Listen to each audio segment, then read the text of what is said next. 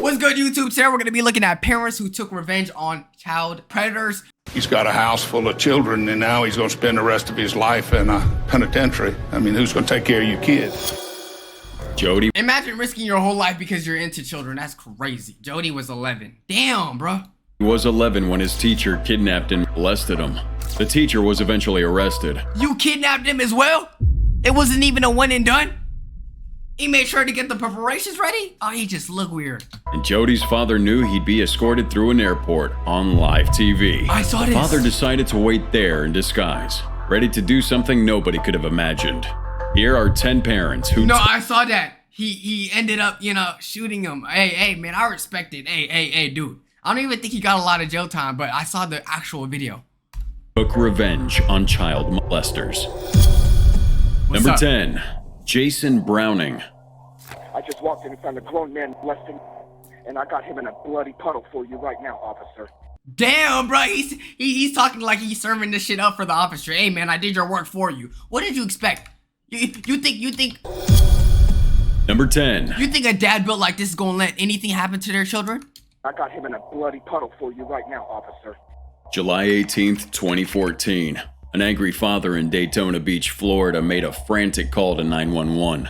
He reported that he had caught someone molesting his son and took matters into his own hands.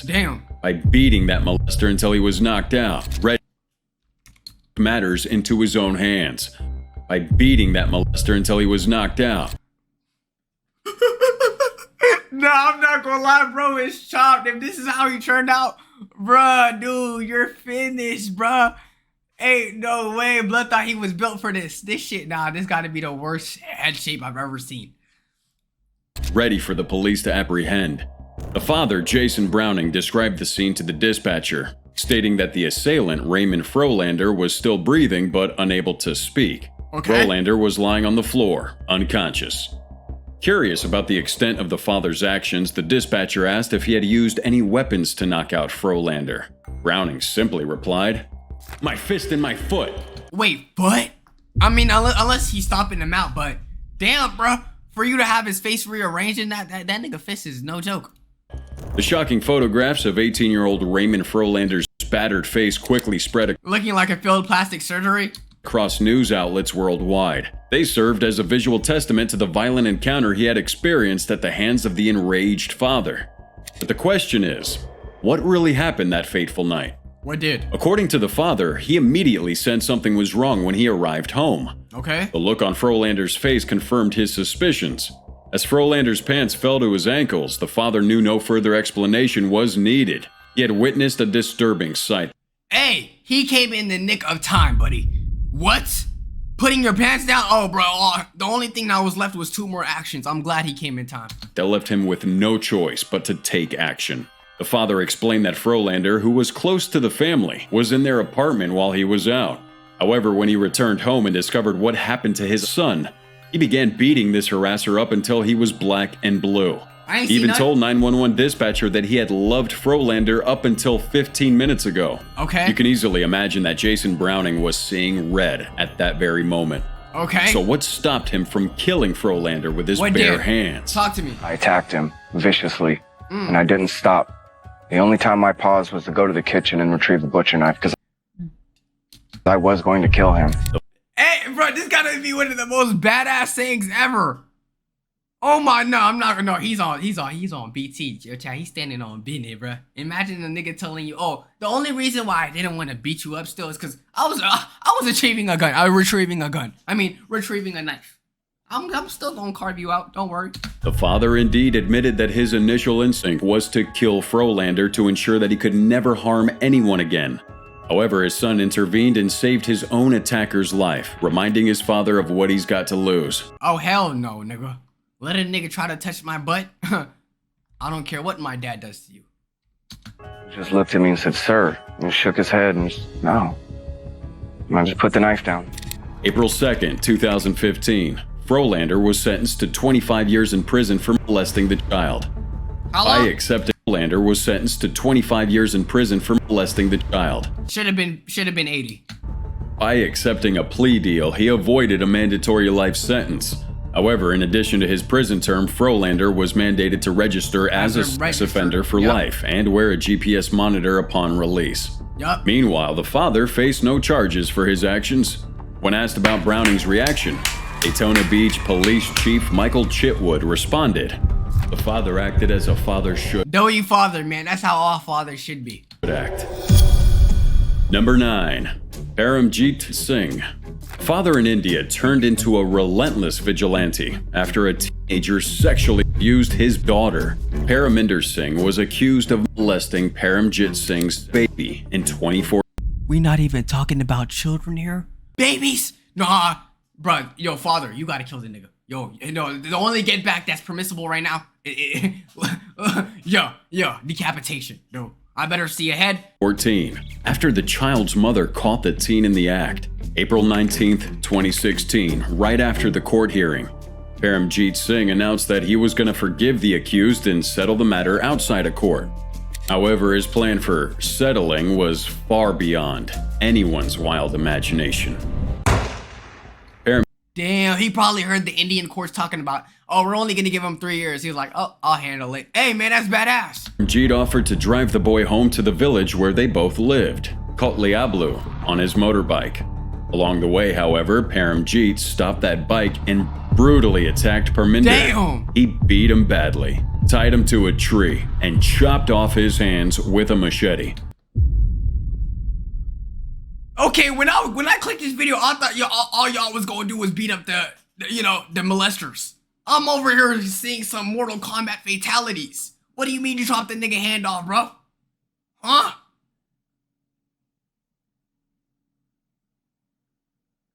Hey, man. Hey, I can't. Hey. He's just being a father. He's just being a father. Paramjeet then fled the scene, leaving the teen abandoned near a canal, writhing in agony. The local residents discovered the teenager and quickly informed the police, who rushed him to the hospital where the doctors managed to stabilize him, but his hands couldn't be saved. Damn, so that nigga about to, he about to pop out like that. Like that. All because he couldn't keep his hands off of a baby, bro. That's crazy. Take care, Nami. Paramjeet Singh was arrested the next day and was charged with attempted murder under Section 307 of the Indian Penal Code. What did they do? During his questioning, Paramjeet admitted to planning the crime in advance, as he had brought a rope and a sharp weapon with him. This outstanding revelation has only intensified the shock and outrage surrounding the incident. Supporters argued that the father's actions were driven by his anguish and frustration with the justice system's failure to adequately protect his daughter. On the other hand, critics emphasized the importance of due process and I mean, honestly, yo, chat, y'all think he did the right action? I mean, bro, if the court not handling it properly, then nigga, these hands are, and that's what he did. Upholding the rule of law. While this incident raises difficult questions about the lengths one can go to seek justice, it also underscores the urgent need for a strong legal system. Not that nigga about to look like the Full Metal Alchemist Brotherhood nigga, bro. Armless. Can effectively address such heinous crimes and protect the victims. Number 8. Kenneth Faulkner. July 2015, in Mora County, Tennessee. Father's protective instincts led to a shocking confrontation. What happened? Kenneth Faulkner couldn't stand the thought of Thomas Williams, a man accused of soliciting his 2 daughters, getting away with just 3 years of... Okay, yeah, no, if the justice system does that, nigga, my ass gonna get mad too. 3 years? Nigga, y'all gotta take this shit seriously, bro, what? 3. 2 of them too. I don't even blame him. Supervised probation as punishment. Probation? Faulkner's anger reached its boiling point, resulting in a violent encounter that ultimately led him being in handcuffs. But how did everything start? Late 2014, Faulkner, a devoted father in his 30s, had a gut feeling that something was wrong with his 2 daughters. He suspected abuse and wasted no time in reporting it to the Columbia Police Department. It turned out that his daughters were being abused by Williams, whom they thought were related to through marriage. March 2015. The Amore County Grand Jury indicted Williams on 2 counts of solicitation of a minor. Okay. This charge involves unlawfully persuading or enticing a person under the age of 18 to engage in inappropriate activities. Williams was arrested in April and held on a $2,000 bond. Yeah, I'm gonna tell y'all right now, Williams, knows the judge personally. Williams has the judge's nudes because what do you mean 2,000 bond for touching 2 children? 2 daughters at that. Dude, make that 2 trillion. What? Come on, bruh. However, he managed to make bail on the same day. Faulkner was deeply affected by the seriousness of this situation and was determined to ensure justice was no wonder why. Judge got a clap line up. Of course he feel bad for him. Served. When he heard the news of Williams' guilty plea, which wouldn't result in any jail time, Faulkner's anger reached its peak. Damn. Driven by overwhelming emotions, Faulkner confronted Williams directly. Recalling the encounter, Faulkner described how Williams opened his door and stepped outside. Okay. Faulkner couldn't help but ask him why he had done such a terrible thing to his children. Williams could only respond with, "I don't know." That's when Faulkner lost control and started physically attacking him. Williams later said that Faulkner had punched. Do you blame him? If your main reason of doing such a horrible act was, I don't know. Dude, there is no reason acceptable, but I don't know just sounds like you're putting salt to the, like you're just rubbing it on him, like you're just adding gas to the flames. I don't blame him for beating that nigga up. Him in the face and forcefully pushed him down the stairs. Faulkner didn't stop there and continued to assault Williams, striking him multiple times. The severity of the confrontation led to Williams being taken to a local hospital. They took that nigga reboot card to the hospital. It ain't working, buddy. You're done. You are on 1 HP. Ain't nobody saving you. Williams did no jail time. A circuit court judge acknowledged that Williams hadn't gotten off lightly, but also noted that he hadn't been charged with physically touching the girls. On the other hand, Faulkner found himself arrested and charged with aggravated assault. In response, Faulkner said, "I did it for my daughters. Would I go to jail for my daughters? You're damn right I would. It's not right. These people don't have to listen to my daughters waking up in the middle of the night screaming." Yo, narrator, are you trying to get an like a voice acting job? I don't know if you said it like this, but hey, I respect it. Screaming stop. Number 7, Eduardo Gallo. July 2000. Eduardo's 25-year-old daughter, Paula, vanished from his weekend house in Tepoztlan, Mexico. Gallo was distraught and soon received a call from a gang demanding a hefty ransom for her safe return. Okay. Desperate to get his daughter back, Gallo managed to scrape together $18,500 and some jewelry, which he promptly handed over to the kidnappers. Tragically, a week later, Paula's lifeless body was discovered. That's when you call the army. That's no. After that, yo, chat, if that happened to me, I'm crashing out. I'm getting all the weapons that I could find in my arsenal. I don't even care if it's BB guns. I don't care if I got Nerf guns. Let me pay to see my daughter, and you're telling me my daughter are not there no more. Oh, buddy. You're done. Yeah, they scammed him. That's tough. Gallo tearfully expressed his love for his beloved child at her funeral by saying, "I always love you, my adored child." All right, narrator. I know you're trying to trying to paint the story as close as you can, but dude, you're crying now. Is that not a little insensitive? Thank you for your smile and your caresses. Thank you for your songs. Is he also playing the accent? Bro, what is this? Your happiness and your love of life. You always lit the path so I could distinguish between justice and vengeance. The pain Gallo felt was indescribable. He knew that his daughter's last moments must have been filled with terror, as she'd been shot in the back and neck. Damn. Although 3 suspects were swiftly apprehended, the actual triggerman responsible for ending Paula's life remained at large. Oh, y'all know the movie Taken, right? With Liam Neeson? I will find you and I will kill you. I'm on that type of timing, bro. You're gone. Oh, even the suspects, you're gone. I don't care. Driven by an overwhelming desire for justice, Gallo made a drastic decision.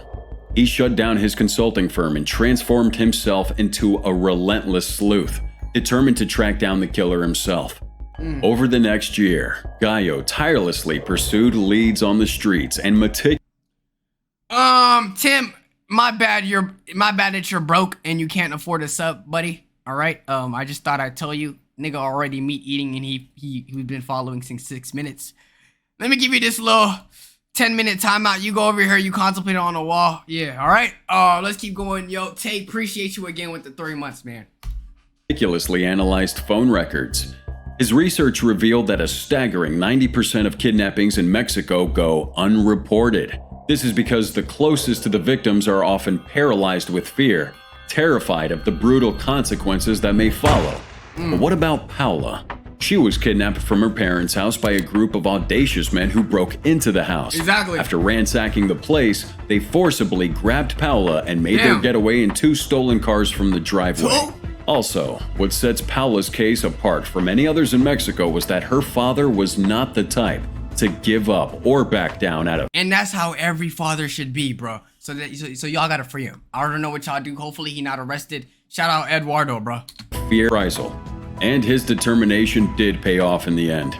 Paula's father not only managed to identify the main gunman, but also helped the authorities track him down. Our resourceful hero had traced one of the kidnappers to a payphone he used after the crime. Know your father, bro. The police then set up a stakeout, leading to the arrest of 28-year-old Francisco Zamora Arellano, who ended Go up to hell, bro. Go to hell. confessing to the whole crime. We can't help but be y'all in better give him the death sentence now. I better hear that. awe of Gallo's unwavering determination to uncover the truth and seek justice. Despite facing unimaginable grief, he channeled his pain into becoming a beacon of hope for countless others who had silently Yo, appreciate the bits, gang. Thank you very much. Thank you for the 100 biddies. suffered in Mexico's epidemic of violence. All right. After this story, I'm gonna save it. I'm gonna make this a part 2 type of video because I don't like videos being that long. Yo, appreciate the $1 dono, Asner W. All right, last one. 6. Andrei Bamberski. July 10th, 1982. Tragedy struck when Kalinka Bamberski was discovered lifeless at her stepfather's house in Lindau, Germany. Okay. The examination of her body uncovered some seriously disturbing details. What happened? Injection marks, torn private parts, and even a mysterious white substance inside her. Y'all drugged her too? Bro, you see, that's the thing. I feel like our justice system does not enact the same punishment that people do. What I want y'all niggas to do is start drugging that nigga too and make sure you get 3 big black Johnsons to go inside each one of his holes. Dude, there's no way that y'all can give him a simple light punishment if he's out here doing this, bro. But surprisingly, nobody bothered to test that substance. And on top of it all, her reproductive organs were inexplicably removed during the autopsy. Now y'all stealing her hearts and shit? Now, let's meet the key characters in this horrifying tale. What's up? Kalinka's biological father, Andrei Bamberski. I would be mad as the biological father if I left my biological daughter into another man's care and I find out my daughter died, bro. Was living in France when he got wind of the news. Naturally, he was absolutely horrified.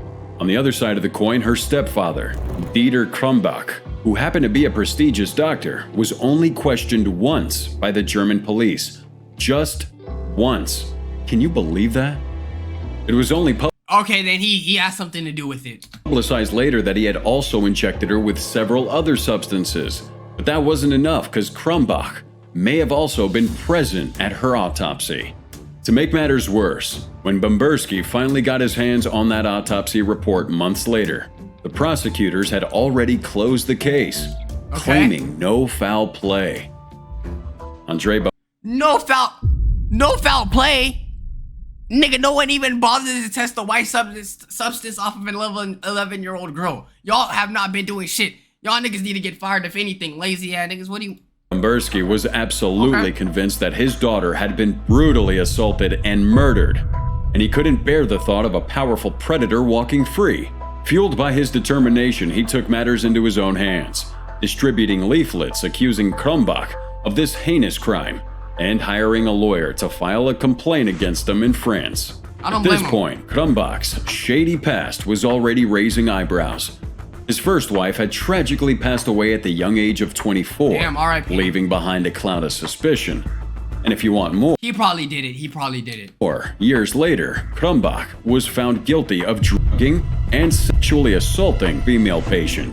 The pieces were starting to fall into place, and Bamberski's resolve to bring Krumbach to justice for his daughter's murder only grew stronger.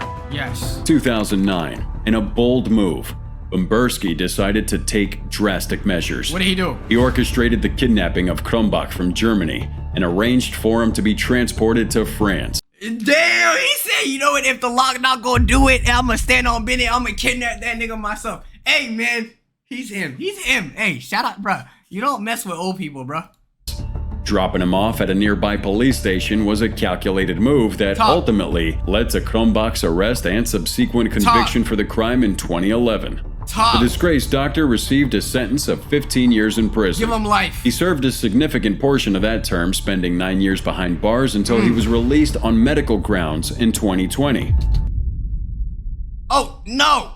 Okay, now I better hear someone, you know, someone empty the clip on him. That's what's coming up next? Yeah, okay. It's hard to imagine the relief Berski must have felt knowing justice had finally been served, even if it was a long and challenging journey. However, Berski's actions didn't go unnoticed. 2014, he found himself on trial for the kidnapping, facing the consequences of his vigilantism. Ultimately, he was handed a 1-year suspended jail sentence for his actions. Yes, suspended. And well, we can bet that was a price he was definitely willing to pay. For his story is the perfect testament to determination, sacrifice, and a father's unwavering love for his daughter. Great father. 2 minutes. Number 5. What? A Texan father. I need an ambulance. Okay. I need an ambulance. This guy was wrecking my daughter and I beat him up. June 9th, 2012. Okay, yo, bro. Sometimes I feel like police dispatchers are the people behind the line, bro. You gotta be able to stomach a lot of things in, cause that's crazy. On a ranch on the outskirts of Shiner, Texas, the adults were shoeing a horse while a girl and her brother went to feed the chickens. Okay. In a distressing incident, a 47-year-old man named Jesus Mora Flores, who worked as a farmhand for the family, forcefully took the girl and brought her to a secluded shack. The girl's brother immediately ran to inform their father, a 23-year-old man whose identity remains undisclosed. Okay. Fueled by his damn, still to this day, nobody know who did it. That's how you know he is a smooth operator, bro. daughter's cries for help, the father hurried towards the source of the commotion. As he burst into that shack, a horrifying sight greeted him. What? Both Flores and his daughter had their underwear removed. Yeah, after that, you gonna get your legs, arms, and head removed. The father pulled Flores off the girl in a blind rage and started beating him with his fists. Yo, good father. He mercilessly struck Flores' head and neck until he knocked him out. Good shit. The father immediately dialed 911. That was your mistake. You gotta end him there, bro. Desperately pleading for help. And actually, I don't blame him because he doesn't want to go to jail, but hey. His cries for assistance reverberated through the phone lines, his emotions spiraling out of control. In his frantic state, he admitted to beating up the man who had violated his daughter, urging the dispatcher to hurry as the man's life hung in the balance. At one point, he exclaimed, "Come on, this guy's gonna die on me. I don't know what to do." By the time the police arrived at the scene, you couldn't just put the phone dispatch. You had to act it out. Attacker Jesus Mora Flores had already succumbed to his injuries. During the trial, the father's attorney emphasized that her client, a peaceful member of the community, had no intention of killing anyone on that fateful day. The father's actions were solely driven by the instinct to shield his child from harm. Great father, man. Great father. Also, witnesses reported seeing Flores forcefully carrying the girl into that secluded area within the family's ranch. That triggered the father's instincts, compelling him to save his child. Yeah, if anything, if you don't do this as a father, I feel like you're weird. Later, the Lavaca County grand jury determined that the father's actions were justified.